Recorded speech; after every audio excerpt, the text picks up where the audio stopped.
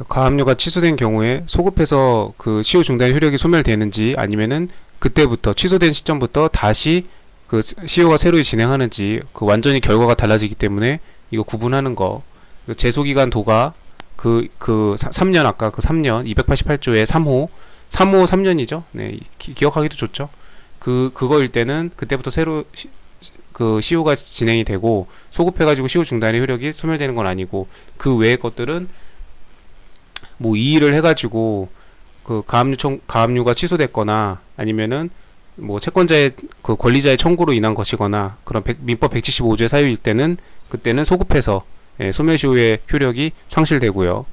그래서 그것도 구분하는 거 이렇게 해서 다 같이 이 논점들 다 구분해서 잘 알고 있어야 됩니다. 뭐가 튀어나올지 모르죠. 4번 채무자가 제3채무자를 상대로 금전채권의 이행을 구하는 소를 제기한 후에 채권자가 이 금전채권에 대한 압류 및 추심 명령을 받아가지고 추심의 소를 제기하는 경우 그러면 그 추심 권능이 이제 추심 채권자에게 넘어갔기 때문에 다만 추심 권능만 넘어가는 거예요. 채권 자체가 이전하는 건 아니고 전부 명령이 아니니까.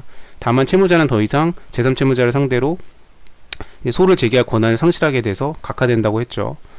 추심의 소를 제기한 경우에 채무자가 권리주체 지위에서 한 시효 중단의 효력은 채권을 추심하는 추심 채권자에 미친다. 이전하죠. 그래서 추심 채권자가 채무자가 이렇게 제기했던 이 채무자가 처음 소를 제기했을 때 그때 시효 중단의 효력이 발생하니까 그거를 추심 채권자가 갖고 오고 싶은 거죠. 그러니까 추심 채권자는 그걸 갖고 와서 주장을 할 수가 있다. 왜냐하면 채무자의 추심 권능을 고스란히 추심 채권자가 집행법원의 추심 명령에 의해서 추심 권한을 갖고 오는 거니까 변제 수령 권한을 갖고 오는 거니까 그래서 시효 중단의 효력도 갖고 온다. 그래서 미친다는 겁니다. 4번은 2019년도 판례고 뭐 내용 쭉 있고요. 이르이나요? 이전되는 건 기속되는 건 아니다. 이건 전부명령이죠. 채권양도와 동일한 전부명령의 효력이고 추심 채권자 이렇게 권능을 갖고 오는 건데 권능을 갖고 오기 때문에 그래서 이렇게 제기한 후에 채권자가 추심 명령을 받아가지고 권능을 갖고 오게 되면은 그 채무자가 애초에 처음에 이행의 소를 제기하면서 그 재판상 청구의 효력으로 시효 중단이 됐던 그 효력을 갖고 온다 이거죠. 그렇게 해서 이렇게 된다. 그래서 맞는 내용이고 그다음 5번 추심권의 포기는 추심하고 압류는 개별적으로 돌아간다고 했죠. 때문에 압류 효력에는 영향을 미치지 않는다. 추심권의 포기만으로는 압류로 인한 소멸시효 중단의 효력은 상실되지 않는다. 별개라고 그랬으니까 압류의 효력이 만약에 상실되면 그때 압류로 인한 소멸시효 중단의 효력도 상실되겠죠. 추심권의 포기만으로 상실되지 않고 압류 명령의 신청을 취하하면 그러면 그때는 소급해서 효력이 상실되죠. 왜냐면 권리자의 청구로 인한 적이라면은 혹은 권리자의 청구가 아니더라도 이 압류 명령이 뭔가 잘못돼가지고 부적법했거나 그런 거여가지고 원인 무효 사유에 있거나 그래가지고 취하되는 경우에는 채권자의 권리 보호의 필요성이 없기 때문에 소급해서 효력이 상실된다고 그랬죠. 근데 적법하게 가압류를 했는데 민기적 하는 동안 3년이 지나가지고 제소기간 도가로 했을 때는 처음부터 이게 부적법한 건 아니므로 처음으로 소급해가지고 효력을 상실시킬 필요까지는 없죠. 그렇기 때문에 그때부터 그냥 다시 진행한다. 중단의 효력이 사라지고 중단의 효력이 만약 있었으면 계속 중단된 상태로 있는 거고 영원히 계속 있을 건데 이제 중단의 효력을 더 이상 신청이 취하됐으니까 중단의 효력은 인정할 수 없기 때문에 이제 소급해서 소멸시효 중단의 효력을 상실시킬 거냐 아니면 그냥 그때부터 중단의 효력이 없어진 그때부터 그러면 이제 새로이 그냥 진행하게끔 할 거냐 이걸 이제 결정을 해줘야 되는데 이게 어떤 경우냐에 따라서 똑같은 가압류 취소의 경우에도 소급해서 효력이 상실되느냐 아니면은 그때부터 새로이 진행하느냐 이걸 구분해야 된다고 했습니다. 그래야 결론이 완전히 달라지기 때문에 수도 없이 지금 막 계속 반복해서 나오죠. 지금 계속 옳지 않은 것은 2번이 답이었다. 소멸시효 중단의 효력이 발생하는 시점과 가압류의 효력이 발생하는 그 시점을 둘이 구분해서 알고 있어야 된다는 거. 섞이면 안 됩니다. 23번 이제 좀 쉬어가는 문제네요. 이런 문제는 이제 민사집행에서 이제 크게 경매에 관한 부분과 그다음 압류 추심 전부, 금전채권의 집행 이렇게 두 가지로 나뉘는데 이제 경매에 관한 거죠. 이런 것들은 뭐 집행 비용 자체가 안 중요한 건 아닌데 이제 이런 건 객관식용이기 때문에 이런 거는 최종 합격하고 나서 내가 이제 법무사 하면서 경매 관련 이제 상담이나 그런 쪽 업무도 하고 싶다 그러면 그때 가서 자세히 공부하면 됩니다. 경매 같은 거 안 하실 분들은 뭐 집행비용 몰라도 상관없죠. 이런 거는 1차 패스에만 필요한 이런 거기 때문에 이렇게 너무 자세히 파고들면 안 되고 다른 거 공부가 끝나면 그때 여유 봐가면서 최종 합격하고 해도 늦지 않습니다. 집행 비용 하여튼 근데 그 무게는 둬서 공부를 해야 됩니다. 이 민사집행 같은 경우는 내용도 워낙 많고 이런 과목들일수록 2차 그 최종 합격까지 필요한 공부들 중심으로 지금 앞에 여기 하면서 지금 이렇게 진절머리나게 설명했던 이런 압류 추심 전부 가압류 이런 것들 소멸시효 시효 중단 이런 것들을 중점적으로 해야지 뭐 집행비용 이런 거 연락이 알아봐야 아무 최종 합격할 때까지 아무 의미 없죠.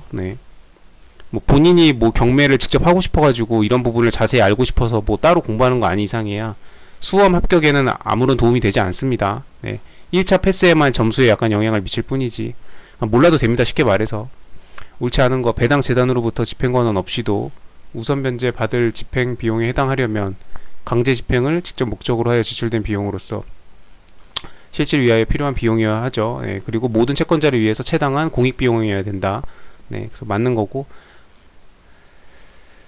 일단 집행비용 부담되면 민사집행법 53조에 보면은 기본적으로 채무자가 부담하고요. 네가 빚을 안 갚아가지고 경매에 넘어간 거잖아요. 그러면 그 강제집행에 필요한 법원이 대신해서 위탁해서 사법기관에서 하는 거잖아요. 이 경매를 개인 뭐 삼성전자가 할 수는 없으니까 그래서 나라에서 하는 거기 때문에 이 비용은 네가 부담해라. 네가 빚을 안 갚아가지고 경매에 넘어간 거잖아. 그러니까 네가 빚을 제때 갚았으면 경매에 넘어갈 일도 없고 이렇게 번거롭게 할 일이 없죠. 그렇기 때문에 국가기관의 서비스를 이용하게끔 한 거기 때문에 채무자가 부담합니다.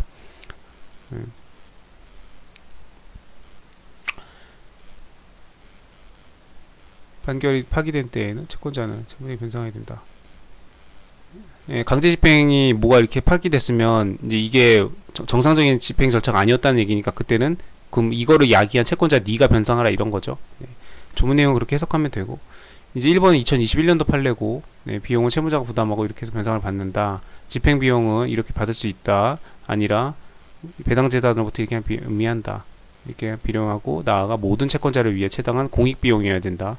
모두를 위한 비용만 이걸 해주는 거지 개인을 위한 개인만을 위한 비용은 변상해주지 않는다. 배당해주지 않는다. 그 뼈대만 알고 있으면 됩니다.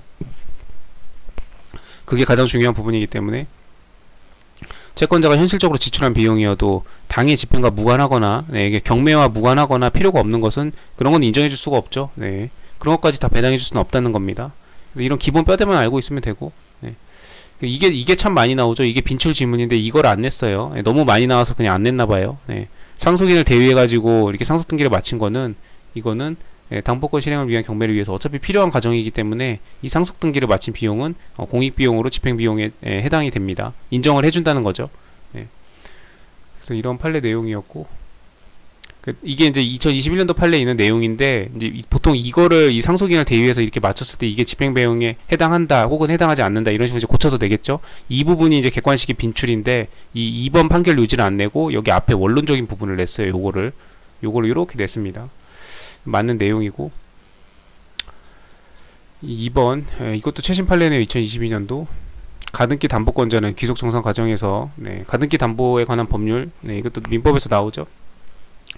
담보 목적물의 교환 가치를 파악하기 위하여 감정평가 비용 등을 실행 비용으로서 청산금에서 공제할 수 있을 뿐 청산의 결과로서 감정평가 비용은 이게 들어가게 되는데 청산의 결과로서 본등기를 마치기 위해 지출한 이 본등기를 하는 거는 본인의 이익을 하는 적이기 때문에 이런 지출한 절차 비용이나 취득세 이런 것들은 이건 스스로 네가 부담해라. 본등기 하는 건 네 이익을 위한 거니까 그런 겁니다. 그래서 뭐 내용이 엄청나게 길죠.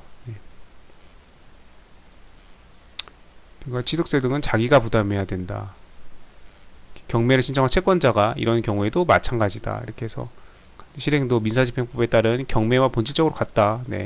가등기 담보도 이것도 그 소유권 이전 등기 청구권 보전을 위한 그 가등기가 아니면 담보 가등기는 전부 다 근저당권하고 똑같죠. 그래서 본질도 같고 가등기 담보권 실행 비용은 집행비용에 상응하는 것이어야 된다. 그렇기 때문에 이제 이 결론적으로 해서 맨 마지막 이 뒷부분만 또 요렇게 낸 겁니다. 이렇게 2번으로 지문으로 귀속정산 과정에서 이렇게 파악하기 위해서는 감정평가 비용은 오케이 그걸 인정해준다. 근데 본등기를 마치기 위해 이렇게 한 것들은 그거는 네 스스로 부담해야지. 네가 네 이익을 위해서 한 거기 때문에 이거랑은 경매 절차와는 이 가등기 담보권 실행 절차와는 관계가 없다라는 거죠. 그래서 결론적으로 맞는 거 판례 내용 그대로 갖고 온 거고요. 그 다음에 3번